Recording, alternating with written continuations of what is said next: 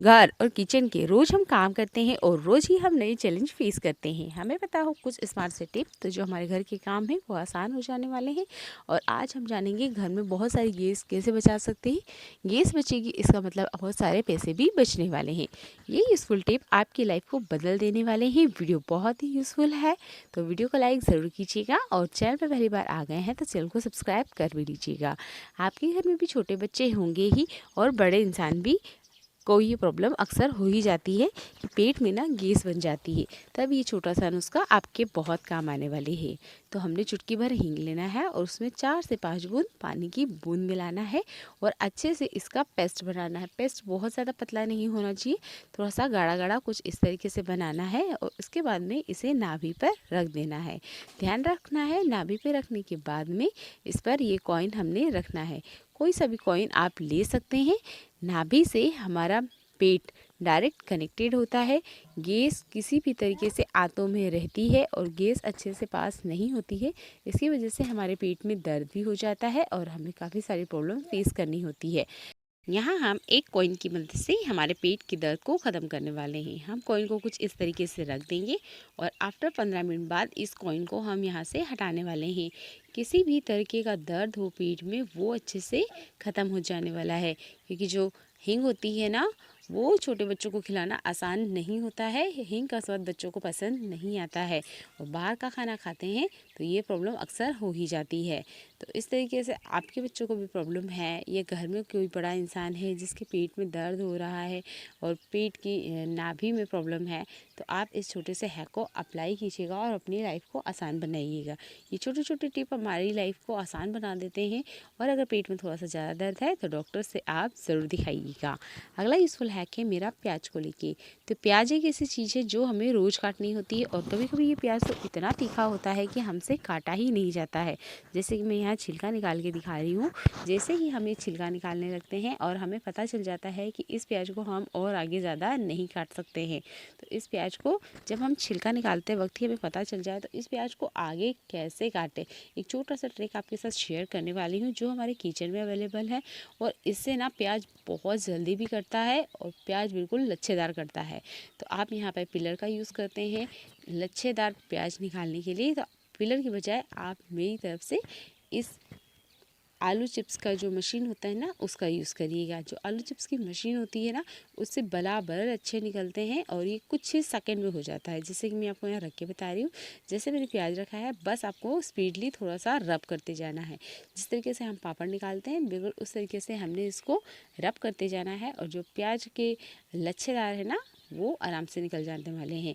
तो जब हम बिरयानी बनाते हैं या कोई ऐसी रेसिपी जिसमें हमें लच्छे वाले प्याज की ज़रूरत हो तब ये छोटा वाला हैक आप अप्लाई कर सकते हैं। और जब हम सब्ज़ी बनाते हैं ना तब भी कर सकते हैं, क्योंकि प्याज की जो चॉपिंग होती है वो बहुत ही बारीक करनी होती है। इसकी वजह से ना आँखों में बहुत आंसू हो जाते हैं क्योंकि प्याज बहुत ज़्यादा तीखे होते हैं। मैंने वीडियो कहीं से भी कट नहीं करी है और आप देख सकते हैं बस मैं प्याज को चलाते जा रही हूँ और प्याज जो है वो अच्छे से कट हो गया है और ये 8 से 10 सेकंड में हो जाएगा। पूरा प्याज कट के आपके सामने है और देखिए प्याज बढ़िया से कटा है, अच्छे से बारीक बारीक लच्छे निकले हुए हैं। बस इसे हाई फ्लेम पर हमने अच्छे से चला लेना है, ये बढ़िया से क्रिस्पी हो जाएंगे और आप इसे किसी भी रेसिपी में अच्छे से यूज़ कर सकते हैं। तो ये छोटा सा हैक ना आप ज़रूर अप्लाई कीजिएगा और पिलर को आप बाय बाय कीजिएगा, क्योंकि आलू बनाने की जो मशीन होती है ना छोटी सी, ये हमारे प्याज काटने के बहुत काम आती है। अगला यूज़फुल हैक है मेरा सिलेंडर को लेके और ये वाला यूज़फुल टिप सबको पता होना ही चाहिए।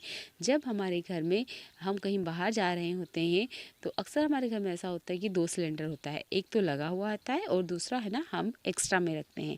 तो इसका ये जो कवर होता है जहाँ पर इस सिलेंडर को बंद किया जाता है अक्सर ये प्लास्टिक का होता है और घर में चूहों की बहुत दिक्कत होती है। तो चूहे इसे काटे नहीं, इसके लिए आपको स्टील का कुछ इस तरीके का कंटेनर लेना है। मेरे पास ये तपेली है, आप यहाँ कोई सा डिब्बा भी ले सकते हैं और ग्लास भी यूज़ कर सकते हैं। तो इसका ये जो नोड होता है जहाँ पर गैस का रेगुलेटर कनेक्टेड किया जाता है, इसको आपने अच्छे से कवर करना है और ये आपके घर की बहुत सारी गैस को बचा सकता है, क्योंकि चूहे अक्सर इसे काट देते हैं। अगला यूज़फुल हैक है मेरा झाड़ू को लेके। तो प्लास्टिक वाला जो झाड़ू होता है ना, उसके साथ ये प्रॉब्लम होती है कि ये यहाँ से जॉइंट से कुछ इस तरीके से खुल जाती है और उसके बाद में ना ये यूज़ करने में नहीं आती है। तो मैं एक छोटा सा ट्रिक आपके साथ शेयर करूँगी, जिससे जो आपकी झाड़ू की प्रॉब्लम है ना, ये सॉल्व हो जाने वाली है। तो हमें लेना है कपड़ा। आप यहाँ कोई सा भी कपड़ा ले सकते हैं और हमने यहाँ पर इसकी कुछ इस तरीके से स्ट्रिप निकाल लेनी है और इन स्ट्रिप को हम यहाँ पर लगाने वाले हैं कुछ इस तरीके से। और आप ध्यान से देखिएगा, जिस तरीके से मैं इसे लगा रही हूँ ना, बिल्कुल आपने ऐसे ही लगाना है, क्योंकि वाला झाड़ू है ना, बार बार क्लीन करना होता है। प्लास्टिक का झाड़ू है तो हम इसे बार बार धो सकते हैं, बहुत जल्दी से सूख भी जाता है और ये बहुत लॉन्ग टाइम चलता है, क्योंकि ये आराम से सलता गलता नहीं है। और अगर कुछ इस तरीके से खुल जाए तो ये झाड़ू काम भी नहीं आता है। ये मेरा नया ही झाड़ू है, लगभग 2 महीने ही हुए हैं इसको यूज़ करे हुए। मैं लगभग एक झाड़ू को साल भर चला लेती हूँ और ये बढ़िया से चलती है। कुछ इस तरीके से आपने कपड़े का यूज़ करना है। अगला यूज़फुल हैक है, जब भी आप किसी तरीके का आलू का पापड़ बनाते हैं तो एक बार उसमें हरे धनी का जड़ ऐड करिएगा, कुछ इस तरीके से कटिंग करके। जो आलू के पापड़ का स्वाद है ना, वो बहुत ज़्यादा बदल जाने वाला है, क्योंकि हरे धनिये से आलू के पापड़ बहुत ही अच्छे और स्वादिष्ट बनके रेडी होते हैं। जब हम आलू के पापड़ बनाते हैं तो अक्सर हमें नहीं पता चलता है कि इसे कितना और पकाएं। तो कुछ इस तरीके से उंगली पे रखिएगा और इसको आप बराबर देखिएगा, ये अच्छे से ट्रांसपेरेंट हो जाते हैं और आलू के पापड़ आपके तैयार है। जब हमारे यहाँ नए कपड़े आते हैं तो अक्सर है ना, इसका जो प्लास्टिक होता है हम इसे फेंक देते हैं कचरा समझ के कि ये शायद यूज़ नहीं आने वाली है।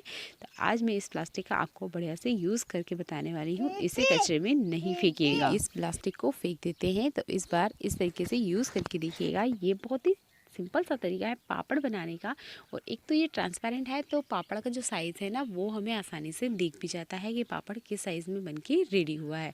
तो इस छोटे से हैक को ना आप अप्लाई करके देखिएगा, आपको बहुत ही आसानी होगी पापड़ बनाने में, और ये देखने में भी बहुत ट्रांसपेरेंट है। तो मुझे तो पापड़ बनाने का सबसे आसान तरीका लगा है। और इस प्लास्टिक को फेंकने से पहले इस तरीके से आप यूज़ में ला के ज़रूर देखिएगा। प्लास्टिक को जब हम कचरे में फेंकते हैं तो अक्सर इसे दूसरे जानवर भी खाते हैं, जो उनके हेल्थ के लिए बिल्कुल अच्छे नहीं है। और इन प्लास्टिक को फेंकना भी नहीं है, हमें इस तरीके से यूज़ करना है। और ये छोटा सा हैक आपके बहुत काम आने वाले हैं। तो कभी कभी क्या होता है कि हमने ना चूल्हा जलाना होता है, और जब हम चूल्हा जलाते हैं तो वो हमसे जलता ही नहीं है, क्योंकि पहले के टाइम में बहुत ज़्यादा टाइम चूल्हा जलाया जाता था, चूल्हे पे ही खाना बनाया जाता था, तो हर कोई इसे आसानी से जला लेता था। पर आज की जनरेशन हमेशा गैस पे ही खाना बनाती, इसकी वजह से चूल्हा जलाने में बहुत प्रॉब्लम होती है। तो हम यहाँ पर छोटी छोटी लकड़ियाँ लिए हैं और यहाँ पर लेना है हमने प्लास्टिक। तो ये प्लास्टिक हर तरह की सामान के साथ आती है। हम कुछ भी सामान खरीदें अक्सर प्लास्टिक हमें मिल ही जाती है। तो इस प्लास्टिक का हम आज चूल्हा जलाने में यूज़ करने वाले हैं। यहाँ पर हमने माचिस से इस तरीके से इसको जलाना है। प्लास्टिक बहुत अच्छे से जलता है लकड़ियों के साथ। और अगर आपको भी चूल्हा जलाना नहीं आता है या कभी भी हमें चूल्हा जलाना है, तो आप प्लास्टिक वाले इस यूज़फुल हैक को अप्लाई करके देखिएगा। इससे चूल्हा बहुत अच्छे से जलता है और चूल्हा ना लगातार जलेगा। इससे आपको प्रॉब्लम नहीं होगी। आँखों में जो बहुत सारा धुआं आता है, और बहुत सारे लोगों को तो आज के टाइम पे चूल्हा जलाना आता भी नहीं है। और प्लास्टिक ऐसी चीज़ है ना, जो हमें आसानी से मिल भी जाती है। और एक प्लास्टिक की मदद से आप छोटी साइज़ का प्लास्टिक का टुकड़ा भी ले सकते हैं। मैंने यह पूरा ही एक प्लास्टिक का यूज़ किया है, क्योंकि मुझे चूल्हा जलाना है। तो ये छोटा सा यूज़फुल हैक आप ज़रूर ट्राई आउट कीजिएगा। जब आलू के पापड़ बनाने हो या आलू के पराठे बनाने हो तो हमें अक्सर आलू को मैश करना होता है। आज मैं आपको डिफरेंट सा तरीका बताने वाली हूँ। बिना हाथों को यूज़ करे हुए है हम अच्छे से आलू को मैश कर सकते हैं। अगर आपके पास मैशर नहीं है, आपके पास ग्रेटर है, तो आप इसे बराबर एक साइज़ में अच्छे से ग्रेट कर लीजिएगा। इसमें किसी तरीके के लम्स नहीं रहने वाले हैं। आप भी सरसों का तेल खाना पसंद करते हैं, और सरसों के तेल को हमें पहले गर्म करना होता है। तो इसे लगभग 3 से 3.5 मिनट ही आप गर्म कीजिएगा अच्छे से हाई फ्लेम पर। एक बार इसका धुआं आ जाए, बस इतना ही हमने इसे बॉईल करना है। 15 मिनट तक इसे बॉइलिंग स्टेज पे नहीं लाना है, नहीं तो इसके जितने भी पोषक तत्व है ना, वो ख़त्म हो जाने वाले हैं। तो आप भी अगर सरसों को तेल को गर्म करके खाना पसंद करते हैं तो इसे ज़्यादा गर्म नहीं कीजिएगा। बस इसका धुआं एक बार आप देख लीजिएगा कि उठ रहा है, और हमने इस गैस को बंद कर देना है। क्योंकि जब भी हम सरसों के तेल को बहुत ज़्यादा गर्म कर लेते हैं तो उसका स्मेल तो चला जाता है, पर इसके अंदर के जितने भी पोषक तत्व है ना, वो भी ख़त्म हो जाते हैं। तो इस हैक को आप ज़रूर अप्लाई कीजिएगा। आज हम पुरानी टैबलेट का यूज़ करने वाले हैं तवे के ऊपर। तो अक्सर हमारे घर में ना एक्सपायर दवाई रहती ही है, कभी ये दवाई यूज़ में नहीं नहीं आती तो कभी हम इसे खाते नहीं हैं। तो मेरे यहाँ पर 2 टैबलेट टी है और यहाँ पर लिया है मैंने थोड़ा सा विनेगर, बस इनको गलाने के लिए। हमने यहाँ पानी का एक बूंद भी यूज़ नहीं करना है और इन टैबलेट को अच्छे से गलने देना है। कुछ सेकंड आप छोड़ दीजिएगा, ये टैबलेट अच्छे से गल जाएगी। अगर टैबलेट एक्सपायर है तो वो अच्छे से गल जाएगी। फिर स्टील स्क्रब को लीजिए और अच्छे से रब करिएगा। एक्सपायर दवा से तवा बहुत अच्छे से क्लीन होता है। हमने इसे रब करना है और आप देख सकते हैं कितना सारा जो कालिक है ना वो बाहर आया है। तो अगर आप भी लोहे का तवा यूज़ करते हैं और उसे क्लीन करना चाहते हैं तो एक बार इस एक्सपायरी दवाई वाले हैक को अप्लाई करके देखिएगा। तवा देख सकते हैं आप बढ़िया से क्लीन हो गया है। ये छोटे छोटे हैक कैसे लगे कमेंट ज़रूर करिएगा।